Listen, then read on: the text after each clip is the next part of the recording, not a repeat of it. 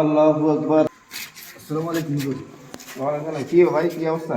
আলহামদুলিল্লাহ ভালো, আপনি কেমন আছেন? আমি আলহামদুলিল্লাহ আছি ভালো। তো দিনকাল কেমন চলে? চলে আলহামদুলিল্লাহ ভালো।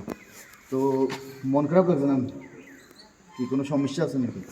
না, সমস্যা নাই। কি মানুষ খানা টানা খারাপ দেয় নাকি আমরা বেতন টেতন সুন্দর করে দিই না, এটা মন খারাপ না? না না, সব কিছু দেন আলহামদুলিল্লাহ। তো তাহলে কিনলে মন খারাপ না?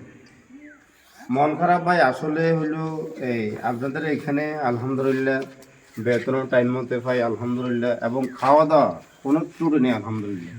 তবে ভাই তৃপ্তি পরিমাণ নামাজ পড়াই মজা পাই না, কারণ শুক্রবারে যেভাবে মুসল্লি হয় আর এই শুক্রবার ছাড়া এই আর এমনি উক্তি নামাজে মুসল্লি আসে নাই 2-4 দিন থাকলো, আসে না, এই অবস্থা 4-5 জন লই, এভাবে মজা লাগে না ভাই, তৃপ্তি লাগে না। আমার মনে হয় আমি এখানে থাকবো না, বুঝছেন? আমার যেখানে মুসল্লি আছে আমি একটা কথা বলবো, মানুষে বুঝবো বা মজা পাইবো, একটা যে তৃপ্তি আছে না, আমাদের মনে তৃপ্তি আছে না, তাইলে এই জিনিসটা আমি পাই না ভাই, বুঝছেন? হ্যাঁ ঠিক আছে। তো ঠিক আছে, আচ্ছা। ভালো থাকবেন। আসলে কথা যে কথা বলছিল হাসাই করছে, আমরা আসলে মানুষের নই গেছি, সুন্দর করে নামাজ পড়ি না, কিছু করি না। হুজুরগুলো যদি সম্পর্ক না রাখে হুজুরা থাকবো না ঠিক করে। আমরা নামাজ পড়লি না, হুজুরা ঠিক থাকে।